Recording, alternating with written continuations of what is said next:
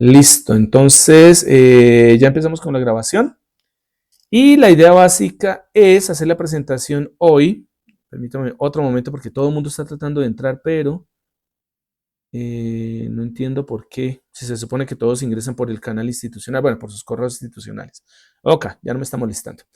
Entonces, la idea de hoy es continuar con, bueno, al menos finalizar con una parte que nos faltaba de lo que era la parte de circuitos eléctricos. Específicamente hay algo importante y es observar la importancia de las fuentes dependientes, ¿no? Sobre todo en el análisis de circuitos complejos. Este criterio de las fuentes dependientes es muy utilizado específicamente en electrónica. Creo que se los comenté en la última clase, en la última sesión. Fue un poco rápido, pero les comento aquí ya, ¿no? La idea básica es que muchos semiconductores, muchos elementos como transistores, algunos circuitos integrados, los amplificadores operacionales, etcétera, tienen un comportamiento no lineal y generalmente ellos tienen una cierta dependencia de otras partes del circuito. Me explico. Dentro de la electrónica existen unos circuitos que se conocen como amplificadores. Hay otros como osciladores, hay otros como atenuadores, pero más que todo nos centramos en los amplificadores.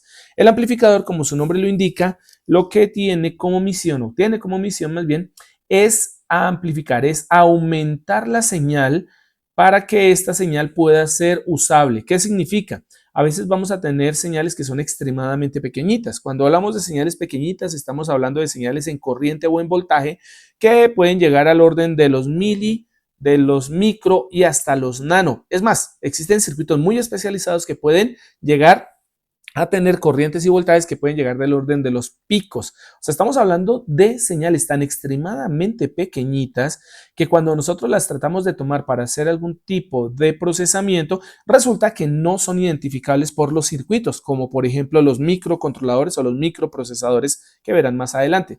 Entonces, señales tan pequeñas pues no tienen suficiente energía. Recordemos que cuando empezamos este curso habíamos dicho algo y es que toda señal como tal, llámese de voltaje o de corriente, tiene una energía asociada a ella. ¿Y qué es la energía? Pues fácil, si nos vamos a un plano cartesiano y dibujamos nuestra señal, ya sea de voltaje o de corriente, el área bajo la curva de esa señal viene a ser la energía total que lleva la señal. Entonces, ojo con esto porque uno piensa que la energía, ¿cierto?, es solamente del voltaje y resulta que no. La corriente eléctrica y el voltaje eléctrico, ambos como tal, ¿cierto?, llevan energía. Y por obvias razones, recordemos que la potencia, que es igual a voltaje por corriente, pues lleva energía. Entonces, uno normalmente asocia que solamente la potencia, porque digamos, la potencia es asociada al trabajo y el trabajo es asociado a energía y digamos que en física a uno le enseñan ese tipo de cosas, pero para el caso de la electrónica debemos recordar que tanto voltaje como corriente tienen energía. Entonces, dicha energía tan pequeña en una señal muy pequeña, bien, pues no es procesable. Por ende, los circuitos electrónicos tienden a amplificar. ¿Eso qué significa? Que un circuito amplificador depende directamente de la señal de entrada y depende de otra señal para poder amplificar, para poder agrandar esa señal que necesitamos. Por ende, a veces para poder representar los circuitos necesitamos utilizar, ¿cierto?, algo que se llaman circuitos equivalentes. Permítame un minuto, hacemos aquí, vamos a compartir la pantalla. Voy a compartirla toda aquí y a ver, ¿a quién le damos por aquí? Juliana es tan amable y me dice, y cada vez que por favor haga la pregunta, me dice si se ve, si me escuchan, etcétera, porfa. Sí, sí, señora, ya estamos viendo. Ok, perfecto. Bueno, claro es que lo de viendo me interesa más es que estén entendiendo. Listo. Entonces nos vamos a volver a este punto. Bueno, me voy a volver un poquitico a esta casa, a esta parte. Vamos a hacer la grabación. ¿Está la presentación? ¿Se nota? ¿Se ve? Sí, señor.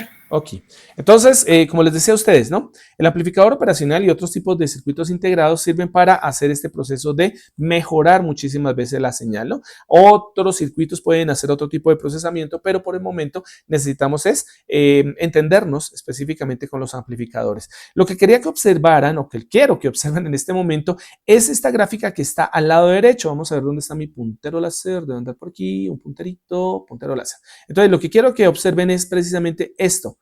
este circuito que ustedes observan. Bien, este triángulo indica específicamente amplificación o, para el caso general, amplificador operacional. ¿Listo? Y observen por el lado, la parte interna, cómo hay una representación de una resistencia R sub in, ¿cierto? Y una fuente de voltaje, perdón, A V sub I. ¿Listo? O recordemos muy bien que A indica una ganancia adimensional y B sub I indica que esa es el elemento de control. Entonces miren que la fuente de tensión controlada por tensión, ¿quién la controla? B sub I, ¿sí se dan cuenta? Y B sub I está al lado de la resistencia de entrada. Entonces, el voltaje de entrada, que es el que cae sobre la resistencia de entrada, es el que controla a la fuente de voltaje que se ubica a la salida del amplificador operacional. ¿Listo? Teniendo en cuenta pues que a la salida tendríamos una resistencia R sub 0 que corresponde a la resistencia de salida, ¿cierto? Que es típica de los amplificadores, ¿no? De cualquier tipo de circuito. Todos los circuitos, toda la materia tiende a generar resistencia a la corriente eléctrica. Entonces, ¿qué es lo que ocurre a este circuito tan particular? Es que resulta que lo que está dentro del amplificador operacional es su representación a partir de un circuito equivalente. Y el circuito equivalente tiene una característica y es que, si ustedes se dan cuenta, está separado. Bien, observen cómo los dos terminales de entrada que están acá, este que está con un más, al cual se le va a llamar entrada no inversora, y este que ubicamos aquí en la parte de abajo con un menos, que la vamos a llamar entrada inversora, ¿cierto? Estas señales, estos dos terminales que están conectados a esta resistencia R sub I, está totalmente despegada, visualmente hablando, está despegado el circuito de entrada del circuito de salida que corresponde a R sub 0 y a la fuente de voltaje controlada por voltaje a V sub I. Entonces, ¿cómo hace uno para poder identificar o poder hacer un circuito que valga la pena o al menos que se pueda representar si los dos circuitos están separados? Visualmente están separados, ¿ok? Eso es, digamos que una forma de representación del circuito indicando que hay cierta independencia o que hay como una especie de aislamiento entre los terminales de entrada inversor y no inversor y el terminal de salida, ¿no? Esa independencia se da en función a qué? En que cuando tratamos de llevar un circuito equivalente para poder entender cómo funciona un amplificador, bien, debemos tener unas consideraciones para que las ecuaciones sean más fáciles de trabajar, ¿ok? Si no se hace esto de esta separación visual, que vamos a ver más adelante que no es tan visual, ¿listo? Si no hacemos esta separación y tomamos un circuito y lo tratamos de operar, lo tratamos de trabajar, se van a dar cuenta que va a ser un poco complicado. Entonces, más adelante vamos a asumir como dos, digamos, corolarios o dos cuestiones importantes que nos van a enseñar cómo podemos minimizar la complejidad de un circuito amplificador cuando nosotros utilizamos el circuito equivalente que les estoy indicando. ¿Ok? Bien, entonces no se les olvide muy bien que cuando queramos hacer una simulación, bueno, saben ustedes que en mi caso yo siempre he estado votando por Proteus, pero pues, eso también se puede hacer por OrCAD Spice, ¿no? Y cualquier otro simulador. Pero digamos que para el caso de Proteus tenemos una ventaja y es la siguiente. Inge, entonces cuando estemos viendo amplificadores operacionales en circuitos 2 o en electrónica 1, electrónica 2, ¿qué sabemos? No sabemos en qué momento tengamos que retomarlo, pero cuando lo tengamos que hacer, Inge, allá no existen los amplificadores operacionales, o sea, no existe el circuitico como tal, sí existe, ¿ok? Existe porque, entre comillas, cuando nosotros vamos a hacer diseño con amplificadores operacionales, ¿cierto? Lo que tenemos que hacer es conocer cuáles son las reglas de conexión, es decir, eso se le denomina configuraciones del amplificador operacional, depende de lo que ustedes necesiten, ¿bien? Y una vez que se hace esa configuración o se determina como tal qué es lo que van a utilizar o qué es lo que ustedes necesitan en su circuito, ustedes simplemente implementan el amplificador operacional directamente sobre el simulador, ¿ok? Entonces, ¿para qué nos ponemos a ver esto de las fuentes controladas? Porque recuerden que es una forma de entender lo que pasa por dentro del amplificador, ¿ok? Y esto va a ser vital porque si ustedes logran entender esto, que normalmente lo logran entender porque es bastante sencillo, se van a dar cuenta que es muy sencillo, muy fácil realmente interpretar por qué un amplificador cuando lo diseño que amplifique por 8 veces, bien, resulta que me amplifica por 7.4 y uno dice, oiga, ¿y el resto de la amplificación dónde está? Ah, venga, vamos directamente a lo que sería el modelo, ¿cierto? Lo que sería la representación, ¿cierto? Del circuito equivalente y hagamos un análisis y ahí es donde encontramos y decimos, ay, ya vi dónde es que está la pérdida o ya vi por qué es que el amplificador llega hasta cierto nivel y no pasa de allí, o sea, hay una saturación o podemos tener cualquier tipo de análisis que se da desde las fuentes. Recuerden que existen las 4 fuentes, las fuentes controladas de, bueno, en el caso A, vamos de A a B aquí, que sería la fuente de voltaje controlada por corriente. Recuerden cómo se lee, porque de esa misma manera es que ustedes la van a buscar directamente en Proteus para las simulaciones. Entonces, las que están a la izquierda son las que uno pondría en el plano esquemático, en el circuito, y las que están a la derecha son las que uno buscaría directamente en Proteus, ¿no? Entonces, leyendo las de la izquierda, bien, fuente de voltaje, recuerden que uno lee siempre primero, o dice primero más bien, ¿cierto? La fuente, ¿qué tipo de fuente tengo? Entonces, para el caso A, puedo observar que tiene más menos, tiene el símbolo más y el menos, eso indica que es una fuente de voltaje. Entonces, leo fuente de voltaje y después leo quién la controla, qué es lo que está aquí afuera de la fuente. ¿Listo? Por lo tanto, esto es una fuente de voltaje controlada por corriente. El caso B termina siendo ¿qué? Una fuente de corriente controlada por corriente. En el caso C tenemos una fuente de voltaje controlada por voltaje y en el caso D tenemos una fuente de corriente controlada por voltaje. 4 casos diferentes, ¿no? Miren los casos B y C, que esto es lo que no quiero que se les olvide. En los casos B y C observemos el B. El B dice fuente de corriente controlada por corriente. O sea, es una fuente que se controla por la misma señal de la cual es dependiente esa corriente. Entonces, si una fuente de corriente es controlada por una corriente, como ambos elementos, tanto el valor de la fuente como la señal de control son de la misma naturaleza, entonces ellos se multiplican por una constante adimensional, que para este caso el libro lo llama K, pero normalmente nosotros lo podemos también llamar A. Recordemos, A viene de adimensional, o sea, es un valor X, un valor K, ¿bien? Que puede tener cualquier tipo de valor numérico. Generalmente son positivos, entonces puede ser más 2, más 7, más 15, pero en algunos circuitos esta K, tanto para la fuente de corriente controlada por corriente como la fuente de voltaje controlada por voltaje, esa K podría tener valores negativos. Eso deben tenerlo muy en claro. Si hay un circuito electrónico que quieren llevar a simulación para comprobar su funcionamiento, comprobar cuáles son las variables que estaban de interés, entonces deben tener muchísimo cuidado con esta K o A, vuelvo y lo repito, porque puede ser A de adimensional, ¿no? Entonces, si es positivo, se deja positivo con la fuente mirando en el sentido que dice el circuito. Si es negativo, pues se deja la fuente igual, mirando en el mismo sentido, no se mueve para absolutamente nada, ¿cierto? Y K, pues se pondrá negativo, ¿ok? Bien, y para el caso A y para el caso B, observen que las fuentes son de diferente naturaleza con respecto a la señal que las controla. Caso A, la fuente de voltaje es controlada por corriente. Por ende, hay un factor R minúscula que ustedes observan ahí que corresponde a una resistencia. ¿Listo? ¿Qué significa? Si una fuente de voltaje se controla por corriente, el parámetro que acompaña a la señal de corriente y su X de control tiene que ser un valor resistivo, o sea, está en ohmios. Ese no es adimensional. ¿Ok? Y para el caso de lo que sería la fuente de corriente controlada por voltaje, que es el caso D, entonces nosotros tenemos un parámetro G. ¿Eso qué significa? No es tampoco adimensional. Como la fuente de corriente es controlada por voltaje, son 2 señales de diferente naturaleza, entonces el voltaje de control B sub X va multiplicándose siempre por esta G que corresponde directamente a una conductancia. Entonces, R minúscula es resistencia, G minúscula que aparece aquí es conductancia. Y recordemos, para el caso de R se da en ohmios, para el caso de G se da en Siemens. ¿Ok?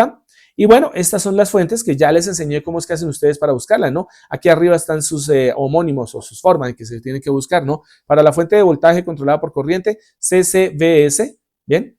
Current Control Voltage Source, y así con el resto. Entonces, estos parámetros CCVS, CCCS, BCV, perdón, es V, VCVS y VCCS es lo que ustedes tienen que escribir cuando van a buscarlas en Proteus. ¿Estamos? Aquí estas imágenes pues también les van a ayudar bastante, ¿no? Porque si ustedes encuentran una fuente cualquiera en donde no aparezca el parámetro H1, F1, E1 o G1, indica específicamente que han encontrado una fuente dependiente, pero seguramente debe tener algunas características adicionales. Entonces tomen como referencia estos gráficos que les puse de cada una de las fuentes, cómo las deben buscar directamente en Proteus, ¿ok? Bien, entonces recordemos un poquito de lo que son los circuitos eléctricos manejados con fuentes de corriente o fuentes de voltaje dependientes. Bien, y en el caso de los dos que están arriba son bien sencillos. Bien, el de abajo también está muy sencillo, ¿no? El de arriba, miremos el de la izquierda, el de la fuente de 12 voltios con la fuente controlada B sub A de 2000 veces I sub 1, 2000 I sub 1. Entonces lo que quiero que miren es lo siguiente. Es una fuente de voltaje controlada por corriente. Les están pidiendo B sub 0. ¿Sí lo ven? En todos los casos les están pidiendo un B sub 0. En el caso de arriba, bueno, el de la derecha o izquierda da igual, porque lo que nosotros observamos es lo siguiente. Es una malla. ¿Bien? Y siendo una malla, ¿qué ley aplicaría? Miren que ustedes en este momento, ya semana 14-15, ustedes ya deben tener la potestad, ya deben ser capaces, ¿sí? Tanto señoritas como señoritos, de poder identificar el tipo, ¿cierto?, de método que ustedes necesitan para poder resolver un circuito, ¿ok? Y en el caso de los dos que están arriba, pues ustedes no van a ver ningún tipo de desviación de corriente, no hay ningún caso en donde hay un nodo donde la corriente se desvíe. Uno podría llegar y decir, no, dije, mire, mentiras, voy a apuntar aquí con el puntero y miren, observen, dicen, mira, aquí hay un nodito y resulta que parte de la corriente, aquí la llaman I sub 1, parte de esta corriente tendría que entrar al nodo y bajar aquí por la resistencia de 5 kiloohmios y la otra parte tendría que irse hacia B sub 0. Pues no, no. ¿Por qué? Porque B sub 0, aquí que estoy señalando esta parte, esta sección, B sub 0 no está cerrado. ¿Sí? Y la única forma de que yo pueda aplicar ley de corrientes de Kirchhoff es que todos los circuitos tengan trayectorias cerradas. Por ende, no se dejen engañar, este primer circuito y este segundo circuito, aunque tienen este B sub 0 no está cerrado. Entonces, por lo tanto, como está abierto, no hay flujo de corriente por aquí, por esta parte, ni por esta parte. Por ende, tengo una mallita. Entonces, entre comillas, hagamos las mallas. Vamos a tomar el primer caso. Vamos a salir un minutito de acá, perdón, salimos y me voy a llevar el primero. Control C, el segundo funciona igual. Entonces, nos lo llevamos por aquí, vamos a abrir este tablero. Juliana, me dice si ves el tablero, porfa. Sí, profe. Listo, hoy Juliana estuvo de buenas, le tocó. Bien, el resto de pronto mínimo se me huelen ahorita. Digan, esta clase está muy aburrida y como la graban, entonces después no la podemos copiar. Ojalá estén todos aquí. Entonces, bien, aquí tenemos esta señal. A ver, quitemos esta cosa. ¿Cómo es que se quita? Ya se me olvidó. Quitando de acá. Listo. Entonces tenemos este circuitico en donde lo que nos piden es B sub 0.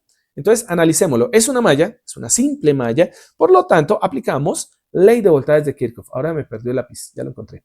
Entonces, vamos a tomar, yo creo que este blanco, y vamos a tomar aquí y observemos que tenemos una simple malla. Bien, la pregunta del millón es, ¿tomamos para la izquierda o tomamos para la derecha la corriente? Da igual. Sin embargo, bien, observen que I sub 1 está apuntando en este sentido. ¿Sí se dan cuenta? Entonces respetemos el sentido de esa mallita. ¿Para qué? Para que I sub 1 nos dé entre comillas, bueno, esperemos que nos dé positivo, no sabemos, ¿ok? Entonces, esto es una malla y por ser una malla aplicamos ley de voltajes de Kirchhoff, ¿ok? ¿Y esto qué significa? Recordemos, la suma de los voltajes dentro de una malla tiene que ser igual a 0, ¿no? Suma algebraica. Recuerden que suma algebraica significa que algunos serán positivos, otros serán negativos. Empezamos por la fuente. La corriente, ¿por dónde entra? Mire que la corriente estaría ingresando por el menos. Y como ya les había enseñado, pues nosotros asumimos que por donde ingresa le vamos a respetar ese signo. Por ende, aquí tendríamos que el primer elemento sería menos 12 voltios. ¿Estamos? Ya. La corriente sigue dando la vuelta y entra por la resistencia de 3 kiloohmios. Miren que por donde entró, recuerden muy bien esto, por donde entra a una resistencia le ponemos un más, por donde sale ponemos un menos. Bien, por lo tanto, ¿por dónde está entrando la corriente a la resistencia de 3 kiloohmios? Por el más. Entonces, el siguiente término que sigue es más. ¿Y qué necesito allí? El voltaje. Recuerden que es una suma de voltajes. Ley de voltajes de Kirchhoff es una suma de voltajes. Por lo tanto, ¿qué voltaje caería en la resistencia de 3 kiloohmios? Por ley de Ohm, el voltaje sería igual a la resistencia de 3 kiloohmios por la corriente que fluye a través de ella, que es I sub 1. Entonces, ¿qué tendríamos? Esto sería igual a 3000, que también pueden poner 3 por 10 a la 3 positivo si quieren, ¿bien? pero es una malla simple, es mejor utilizar los términos así. Y 3000 veces, ¿quién? 3000 por I sub 1. Y ya tendría el voltaje que cae sobre la resistencia. Sigo dando la vuelta, ¿listo? Entonces vengo, ay, mire, acabo de encontrarme esta parte. Bien, tengo una fuente de voltaje controlada por corriente y no sé cómo asumirla. Pues resulta que sí sé cómo asumirla, porque es que esta fuente ya tiene el valor B sub A, mírelo, acá está. Entonces yo podría poner y decir, ah, bueno, entonces aquí la siguiente caída de tensión que viene, que la fuente controlada, ¿cierto? Tiene un parámetro que es B sub A, ¿bien? Pero ¿a qué es igual B sub A? Mire, B sub A es igual a 2000 y sub 1. ¿Por dónde está ingresando la corriente a la fuente controlada? Está ingresando por el menos. Entonces, el siguiente término sería menos el voltaje B sub A. Bien, porque ingresó por el menos. Seguimos dando la vuelta y vemos que ahora la corriente viene y baja por aquí, I sub 1. ¿Listo? ¿Por dónde pasa? Entra por arriba, sale por abajo de la resistencia de 5 kiloohmios. Por lo tanto, como entró por el positivo, el siguiente término debe ser más. Entonces, más. ¿Y a qué es igual el voltaje que cae sobre la resistencia de 5 kiloohmios? Pues va a ser igual a la resistencia, según la ley de Ohm, que es de 5000 multiplicada por I sub 1. Y esto termina siendo igual a 0 porque ya no hay nadie más en la malla, solo habían 4 elementos dentro de la mallita. ¿Listo? Ah, bueno, aquí nos tenemos dos variables que son I sub 1 y B sub A, pero resulta que B sub A lo tenemos aquí, mírelo, acá está B sub A. ¿Listo? 2000 veces I sub 1. Entonces simplemente reemplazamos. Esto significa que al reemplazar B sub A por 2000 I sub 1, bueno, yo sé que de pronto algunos estudiantes ya dicen, ¿y por qué no lo reemplazó desde un principio? ¿Por qué no dejamos 2000 y sub 1 y nos hubiésemos saltado esta parte, esta ecuación que tenemos aquí al principio? Ojo, para los que ya son más expertos, ¿cierto? Ya hubiesen tomado ese B sub A y lo hubiesen reemplazado por 2000 veces I sub 1. Pero los que no son tan expertos, ¿sí? A veces es bueno que hagan caso del circuito y vayan tomando las variables que tiene el circuito y si se demoran o tienen que, por ejemplo, hacer de pronto una línea adicional, no importa, háganla, porque lo importante es mecanizarlo. ¿Estamos? ¿Bien? Entonces, los más avanzados, muy bien, vamos bien. Los que no van tan avanzados, pero que necesitan esto para poder entender de dónde salió el 2000 y sub 1, pues practíquenlo, vayan practicándolo y se van a dar cuenta que es muy sencillo. Entonces, como B sub A es 2000 veces I sub 1, pues nuestra ecuación quedaría, arreglándola de una vez, mírelo, 3000, yo sé que algunos ya sumaron, no importa, vemos, por pasos para que los que no entienden, pues obviamente lo entienden. Entonces, 3000 I sub 1 menos B sub A, pero B sub A es 2000 I sub 1 más 5000 I sub 1 termina siendo igual a 12 positivo. Ah, miren, lo que hice fue, dejé todo lo que tenga I sub 1 a la izquierda y este 12 que estaba solito acá, el menos 12 que estaba solito en la primera ecuación, lo pasé a la derecha. Ya listo para todo, solamente hacer un despeje. Entonces miremos que lo que necesitamos es que encontrar I sub 1. Ay, pero ingeniero, pero es que resulta que nos están pidiendo B sub 0. No importa, ¿bien? Encuentran I sub 1, que es la variable que está dentro de la malla, y con I sub 1 encuentran B sub 0, ¿ok? ¿Sí se puede encontrar de manera directa? Claro que sí. Ya después de que ustedes le cojan el tiro, lo pueden hacer de manera directa porque pueden haber reemplazado B sub 0 desde un principio. Pero les recomiendo, mientras van practicando, mientras van ganando un poco de confianza y van trabajándole, se van a dar cuenta que es muy útil hacerlo de esta manera. Ya más adelante lo harán mucho más rápido y ya después lo harán mentalmente y ya dirán, uy, miércoles, aprendimos circuitos, ¿ok? Bien, entonces despejamos I sub 1, por lo tanto tendríamos 3000 I sub 1 menos 2000 I sub 1 nos daría 1000 I sub 1. Y 1000 I sub 1 más 5000 I sub 1 nos daría 6000 I sub 1. Esto termina siendo igual a 12. Despejamos I sub 1 y vemos que I sub 1 es igual a 12 sobre 6000. Bien, que si quieren hacerlo aquí es fácil. Bueno, simplemente cogen y dividen. Ah, espere, no, espere. No tengo calculadora. ¿Cómo hago 12 dividido entre 10.000? ¿Me pongo a hacer la división esta? 12 dividido entre 6000 y entonces como 12 no cabe entre 6000, 0 acá y le agrego, no. ¿Qué pueden hacer? Recuerden, este 6000 que está en el denominador se puede representar como 12 sobre 6 por 10 a la 3. ¿Sí se acuerdan? Esto quiero que lo recuerden. ¿Por qué? Porque a veces la bendita calculadora no la tengo, la calculadora se le acabó la batería, le puede pasar un montón de desgracias. Entonces, este 10 a la 3 que está positivo en el denominador, lo puedo pasar al numerador. ¿Y qué me queda? 12 sobre 6 me da 2. El 10 a la 3 del denominador pasa al numerador, pero como 10 a la menos 3, y esto estaba en amperios porque trabajamos voltios sobre ohmio. Bien, por lo tanto, ¿qué estamos diciendo? Que la corriente I sub 1 es de 2 miliamperios. ¿Listo? Y ya tengo I sub 1 que la necesito para encontrar B sub 0. ¿Y quién es B sub 0? Mírenlo. B sub 0, vamos a borrar aquí para que lo observen bien. B sub 0 termina siendo simplemente el voltaje, es el mismo voltaje que cae ¿en dónde?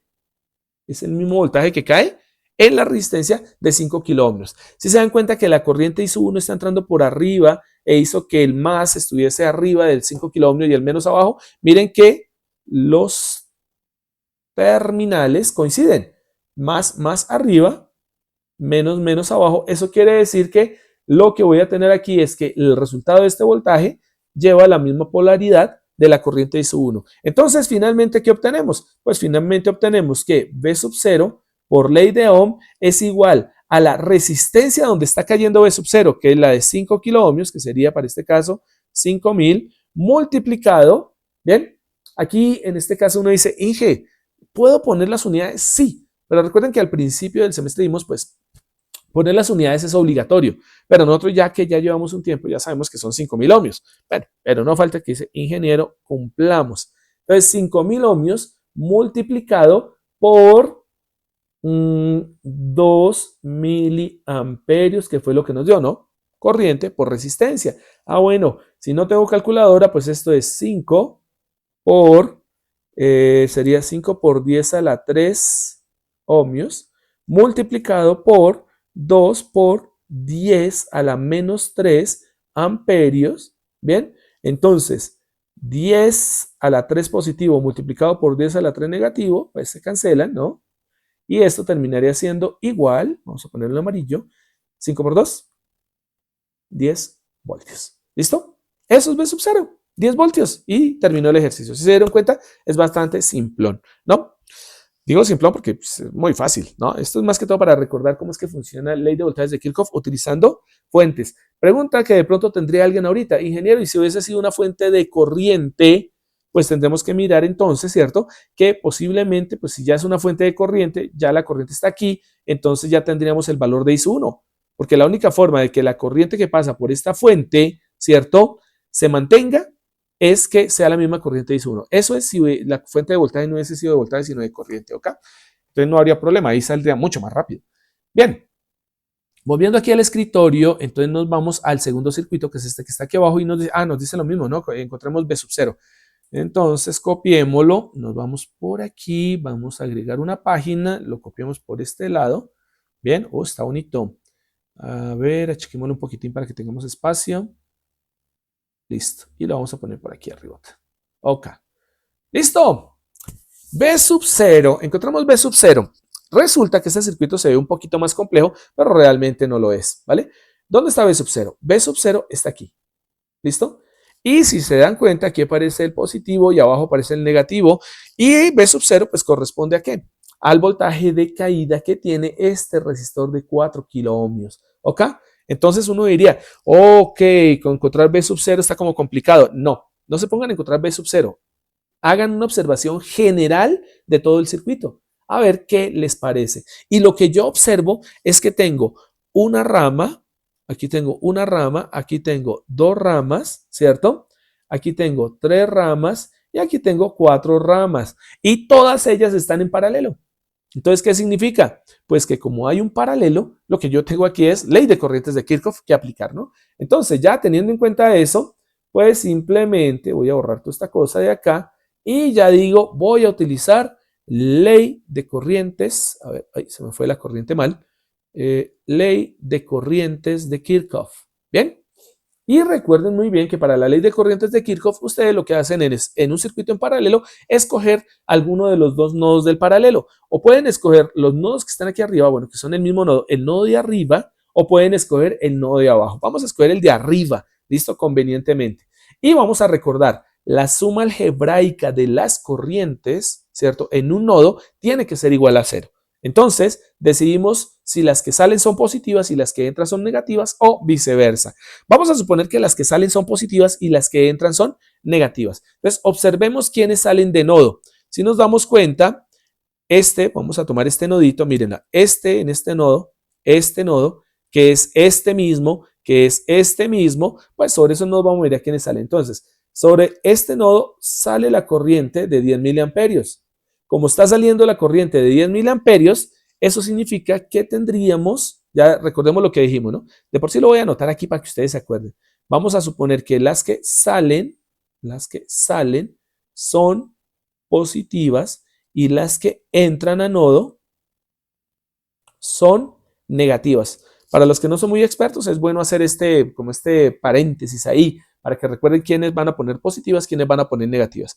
No es camisa de fuerza, pueden hacerlo al revés, les va a dar exactamente lo mismo acá. Entonces, la corriente de 10 miliamperios sale de nodo, por lo tanto la suma positiva. Eso significa que para esta primera ecuación ya tengo a quién, 10, pero ojo, miliamperios. Por lo tanto, quiere decir que esto es 10 por 10 a la menos 3. Podría haber puesto 0.01, pero quiero dejarlo con ese 10 a la más 3. ¿Por qué? De una vez, ya que estamos aquí, porque ustedes se dan cuenta, los elementos que están, los circuitos, los elementos, los componentes que están en el circuito, mire, este está en miliamperios que se puede representar como 10 a la menos 3. Y todos los resistores están en kilo que se pueden representar como 10 a la más 3. Entonces, entre comillas, todo esto podría manejarse con el exponente, ¿no? Con la representación en notación de ingeniería. Entonces, bien, tenemos que hay una corriente que sale que es la de 10 miliamperios, positiva. ¿Listo? Hay otra corriente que sale de nodo y ¿quién es? Mírela, esta sale porque bajaría por aquí, por esta ramita. ¿Y por dónde pasa? Pasa por la de 2 kiloohmios y pasa por la de 4 kiloohmios. ¿Bien? Ahora uno diría, bueno, dije, pero ¿cómo yo hallo esta corriente que está aquí? Pues fácil. La corriente que está aquí, que yo la puedo llamar I sub H, I sub F, lo que ustedes quieran, pues es la corriente que pasa por esta serie de 2 kiloohmios y 4 kiloohmios. ¿Sí se dan cuenta? Y según la ley de Ohm, nos dice lo siguiente. ¿A qué es igual la corriente que pasa por una rama? Va a ser igual a los voltajes que están en los extremos, ¿cierto? Al voltaje que está en los extremos, dividido la resistencia que se ubique ahí. Como hay dos, pues la resistencia total en esa rama es 2 kiloohmios más 4 kiloohmios, 6 kiloohmios. Entonces, según la ley de Ohm, esta corriente que pasa por aquí sería, como está saliendo y dijimos que es positiva, más, ¿bien? B sub S. ¿Por qué B sub S? Pues que B sub S es precisamente ¿quién? Mírenlo acá. B sub S es el voltaje que hay entre este nodo y este nodo. ¿Sí se dan cuenta? Ahí está B sub S también, en el paralelo. Entonces sería igual a B sub S dividido voltaje dividido resistencia, que sería 2 más 4, serían 6 kiloohmios. O sea, 6 por 10 a la 3 ohmios. ¿Listo? Bien, miremos el resto de nodos que son el mismo y nos damos cuenta que aquí hay una corriente que se llama I sub 0 y viene saliendo de nodo. ¿Sí se dan cuenta? Como va saliendo y dijimos que los que salen son positivos, entonces el siguiente término será más. Más, ¿cierto? ¿Cuál será el valor de corriente I sub 0 que hay acá? Pues este I sub 0 que tenemos acá, ahorita lo vamos a despejar, pero se dan cuenta ustedes que es B sub S sobre 3000. ¿Bien? Pero pues por el momento pongámosle que es I sub 0 la que está bajando ahí, ¿no? Y observen que esta, la fuente de corriente dependiente o controlada, bien, entra a nodo. Si se dan cuenta, esta está descentrando al nodo de arriba. Recuerden que tomamos como referencia el nodo de arriba, ¿no? Entonces está entrando. Por lo tanto, viene negativo, porque está entrando. Dijimos que las que entran las vamos a asumir negativas. Entonces, menos, y aquí tenemos 4i sub 0. Menos 4i sub 0 es el valor de esa fuente de corriente. Ya terminamos los 4 elementos, las 4 ramas, por lo tanto, esto es igual a 0. ¿Ok? ¿Ven? Bueno, entonces aquí es donde les decía, dejé este I sub 0 acá porque también está acá. Entonces, este I sub 0 de acá lo dejé porque también está aquí. Y entonces me aparecen acá y, bueno, acá, en este punto. Ahí están apareciendo ahí I sub 0. ¿Qué es lo que tengo que hacer? Encontrar I sub 0. ¿Ven? Y entonces resulta que I sub 0 es la corriente que pasa por la resistencia de 3 kiloohmios. Es esta de acá. Y como el voltaje en los extremos de la resistencia de 3 kiloohmios es B sub S, pues I sub 0, por obvias razones, va a ser, y lo anotamos aquí en rojito, que I sub 0 termina siendo igual a el voltaje en los extremos de la resistencia de 3 kiloohmios, o sea, 3 por 10 a la 3. ¿Listo? Y lo que vamos a hacer es reemplazar I sub 0 en esa ecuación. Por ende, tendríamos, y vuelvo y lo repito acá, 10 por 10 a la menos 3 amperios más BS sobre 6 por 10 a la menos 3 ohmios más, perdón, a la menos, no, a la más, ¿no? 6 por 10 a la 3. A ver, pongámoslo bien porque de pronto nos equivocamos. Esto es 6 por 10 a la 3 porque es positivo. Más I sub 0, pero I sub 0 es BS sobre 3 por 10 a la 3, menos 4 por I sub 0, pero I sub 0 es BS sobre 3 por 10 a la 3. Esto ese 3 me quedó asqueroso. Por 10 a la 3.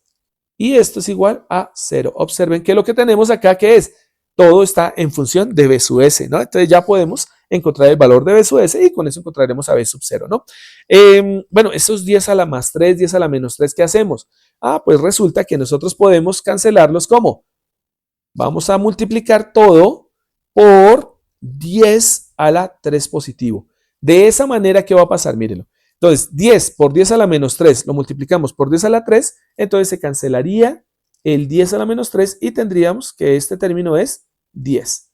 ¿Sí me entienden? Entonces, 10 por 10 a la menos 3 multiplicado por 10 a la 3, esto cancela a esto. Este término se cancela con el término de que acabamos de multiplicar. Más B sub S sobre 6 por 10 a la 3, este 10 a la 3 que está aquí, se cancelaría con este 10 a la 3 que está acá.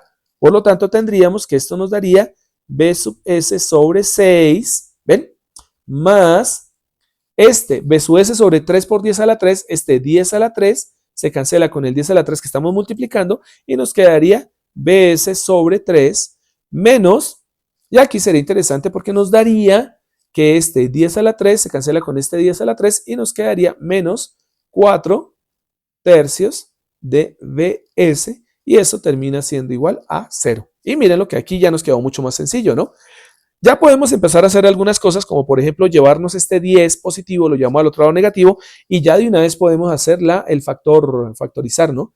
El factor común B sub S. Por lo tanto, vámonos por este lado y decimos B sub S como factor común, abrimos paréntesis, va a ser aquí el paréntesis un sexto, que sería el primer elemento, el primer factor común, más un tercio, que sería el segundo factor, B sub S, y este es menos 4 tercios, y todo termina siendo igual a menos 10, ¿no? Porque nos llevamos el más 10 y se volvió menos 10. Ahora, sigamos aquí arriba.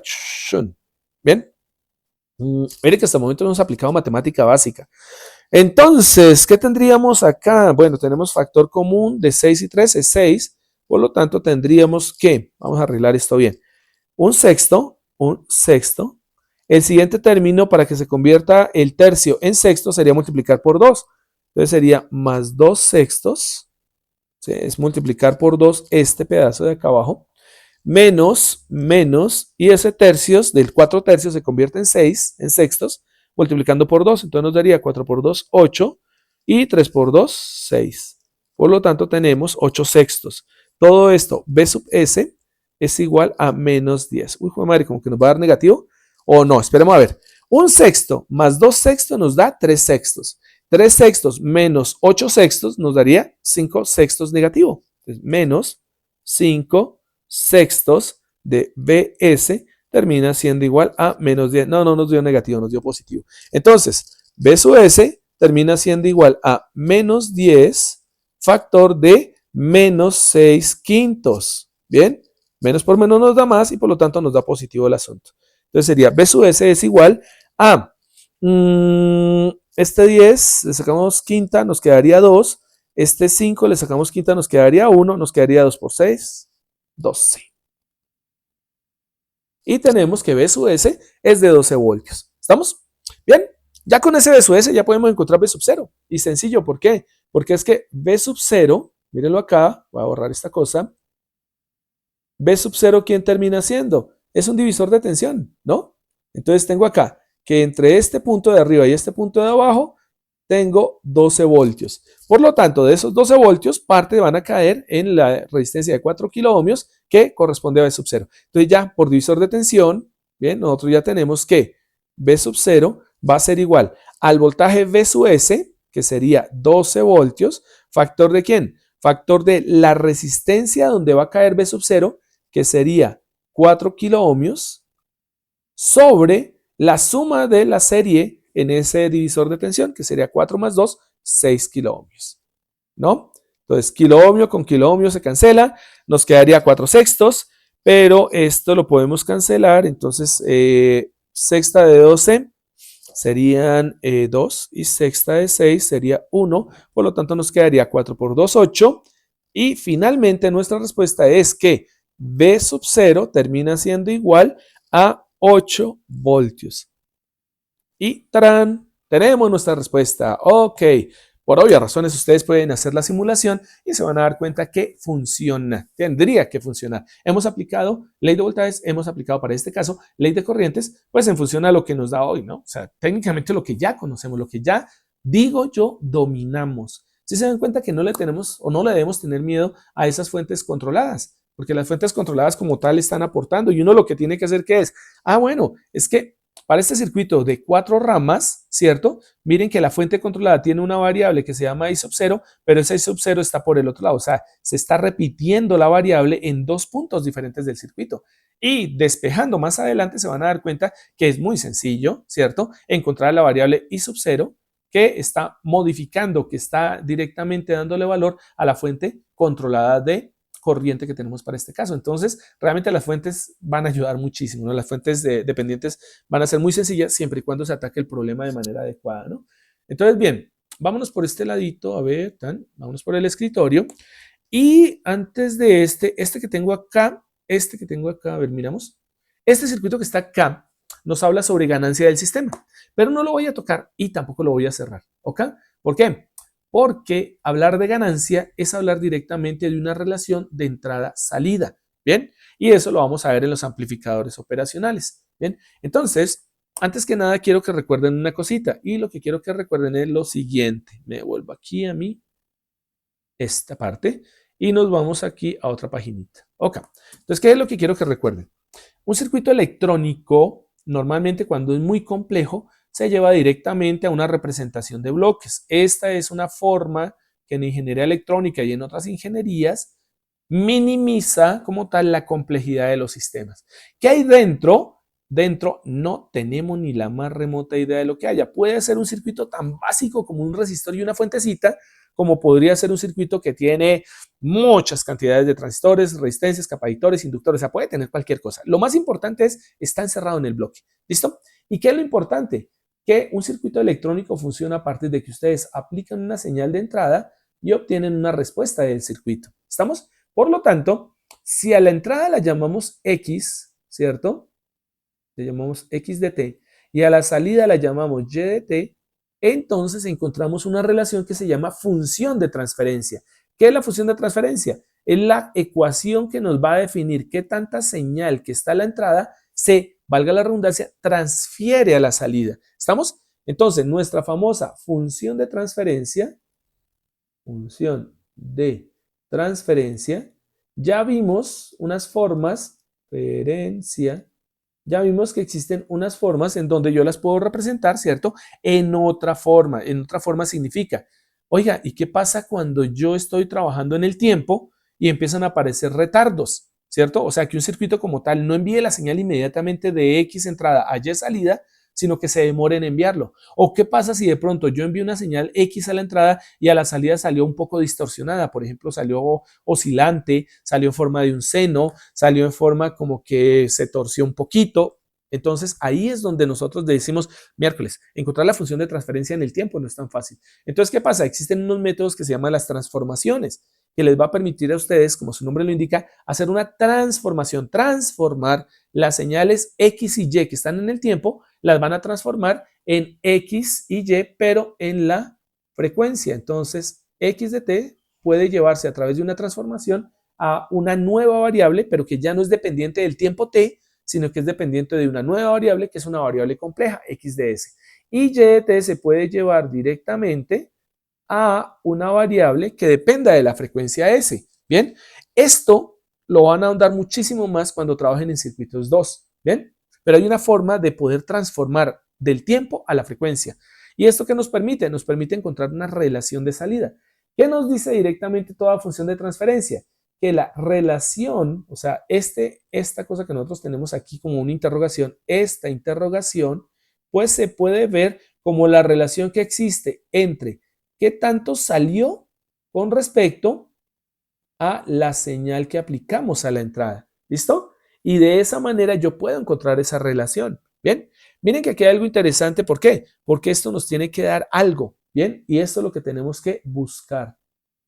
¿Cuál es la relación que hay entre la entrada y la salida? Bien, para el caso de un amplificador, ¿cómo se determina que este bloque es un amplificador? Es muy sencillo. Si yo tengo el bloque, bien, y al aplicar una señal, por ejemplo, de voltaje, voy a llamarla, por ejemplo, V de entrada, y observen que estoy utilizando un término, estoy utilizando minúsculas, ¿bien? Y al entrar una señal de voltaje chica, lo que yo tengo aquí a la salida es otro voltaje, solo que este voltaje es de salida, ¿bien? Entonces, ¿cómo determino que existe amplificación? Recordemos que amplificar es que obtener o buscar que la salida se aumente con respecto a la entrada. Necesito que la salida sea más grande que la entrada, o sea que se le dé una ganancia. Por lo tanto, un amplificador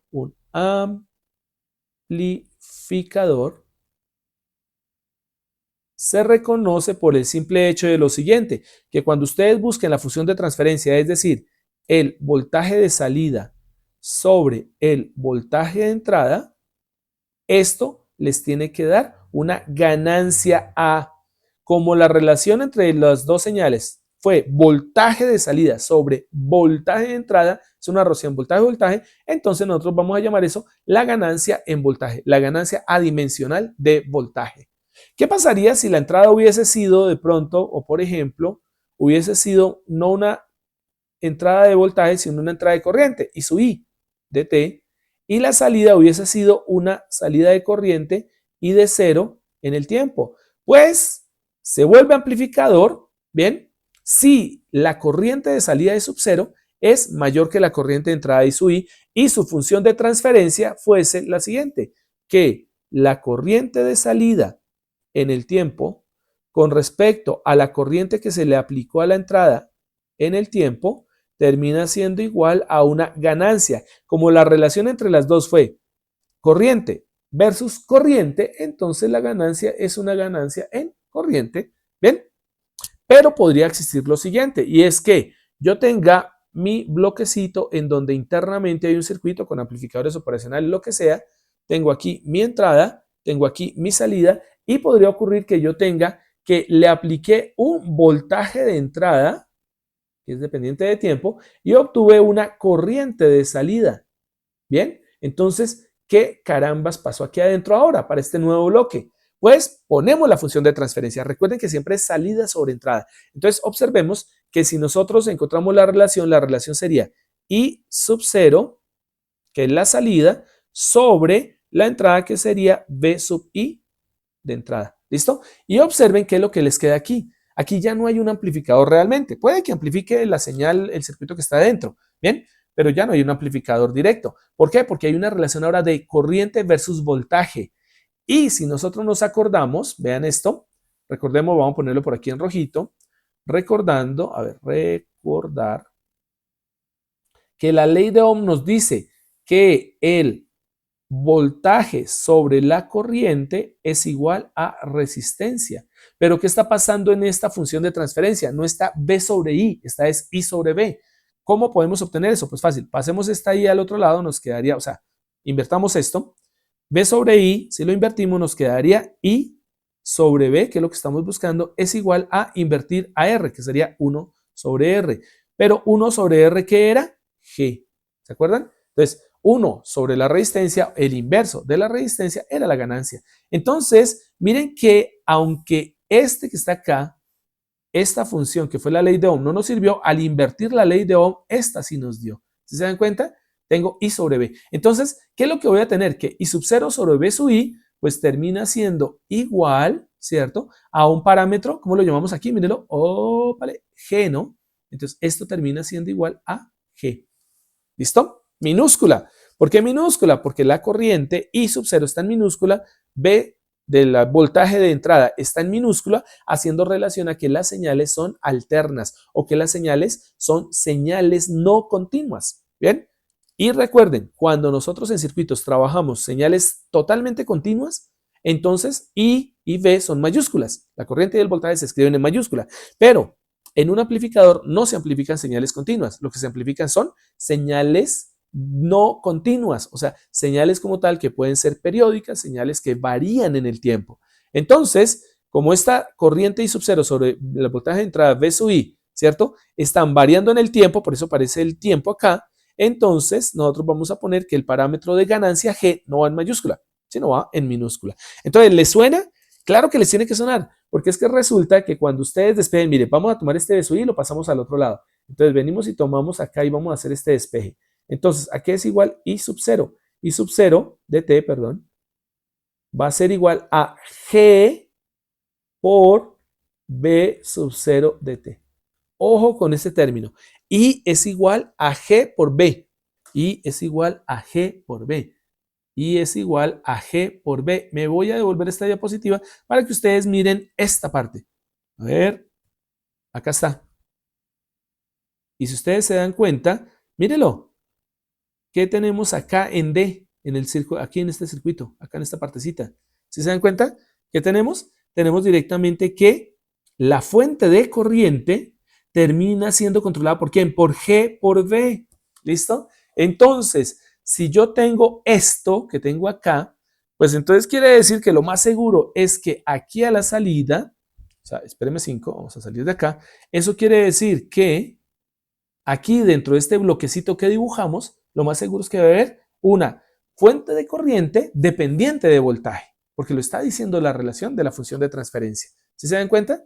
Y pues a esto, como esto es una conductancia, a ver que se me perdió el mouse, como esto que yo tengo acá es una conductancia, esto es una conductancia,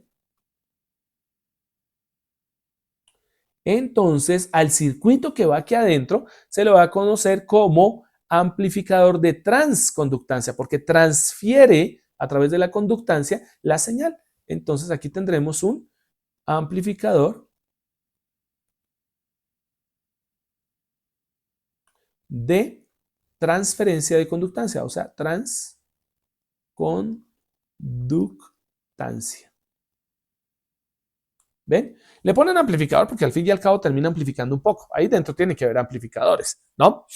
Pero realmente también lo pueden llamar convertidor de transconductancia, porque lo que necesitamos es convertir voltaje en corriente. Y si lo hacemos ahora con el otro término, ahora tenemos el nuevo bloquecito por acá. Vamos a borrar esta parte que ya no la necesitamos, porque esto es para recordar. A ver, este borrador si se demora mucho. Listo. Entonces, ahora, si el otro parámetro ahora es al contrario, miren que aquí ya tenemos las cuatro partes, ¿no? Las dos relaciones, voltaje, voltaje, corriente, corriente, la relación corriente sobre voltaje, y ahora nos faltaría la relación contraria, que en este caso sería que la entrada fuese una corriente de entrada en el tiempo, recuerden que tiene que ser una señal variante en el tiempo, ¿listo? Y que la señal de salida sea un voltaje de salida acá, ¿no? Entonces, ¿cuál es la relación que está dentro? Pues va a ser salida sobre entrada, por lo tanto tendríamos que aquí sería V sub 0 de T sobre I sub I de T, ¿bien? ¿Y qué nos va a dar esto? Aquí ya no necesitamos hacer nada porque nos dio voltaje sobre corriente y esto nos dará resistencia. Recordemos, no puedo utilizar R mayúscula porque la utilizaría si V e I fuesen continuas. Entonces, ¿qué utilizo? R minúscula. ¿Ven? Y si ustedes despejan, pues van a tener la otra fuente controlada, que era ¿qué? Que nos decía que despejamos V sub 0, nos da V sub 0 de T, termina siendo igual a R por I sub I de T. ¿Listo? Y por lo tanto tenemos un amplificador. Como la relación V sub 0 sobre I sub I nos da una resistencia, ¿cómo creen que se llama directamente este amplificador o convertidor? Se va a llamar amplificador o convertidor. En electrónica generalmente lo llaman convertidor. Amplificador de transresistencia.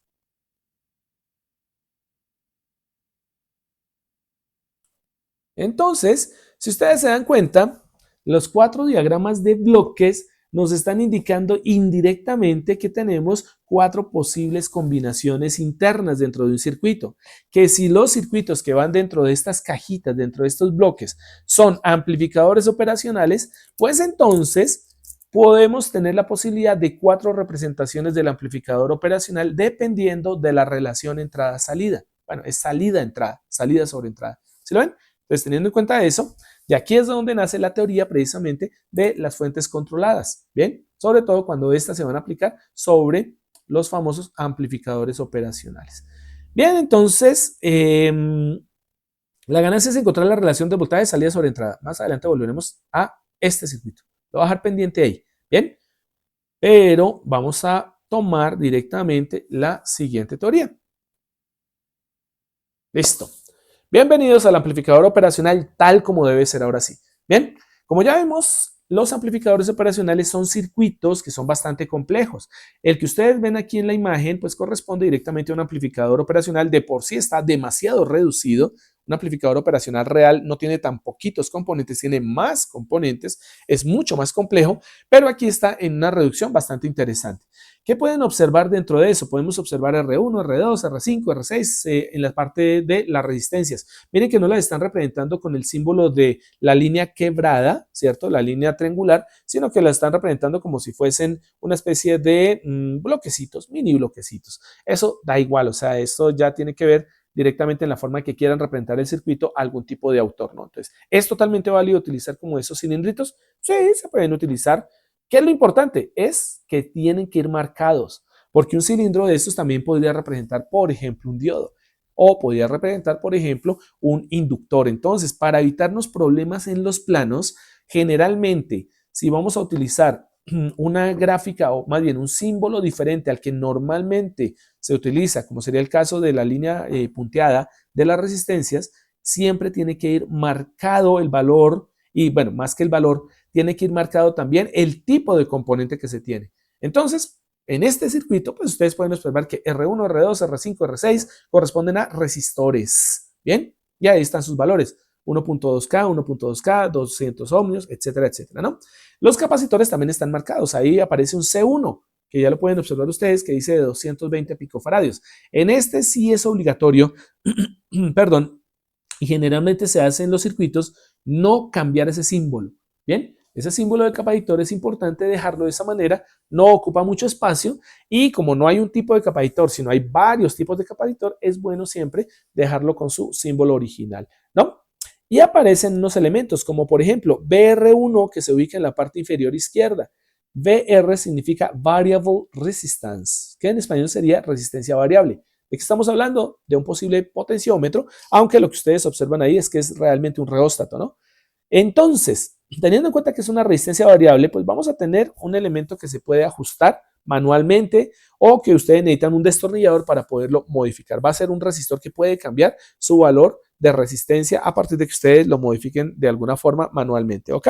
Bien, pero miren lo más importante, ahora sí, aparecen los famosos TR1 o TR1, TR2, TR3, TR4, TR5, TR6, TR7. Bien, no hay más TRs. ¿Qué significa TR? Transistor. Y eso que ustedes observan allí es el símbolo del transistor, que para circuito no nos importa por el momento. Bien, lo importante es que vimos que existen los transistores, sabemos que esos transistores se pueden ubicar de diferentes configuraciones, pero no nos interesa por el momento el transistor.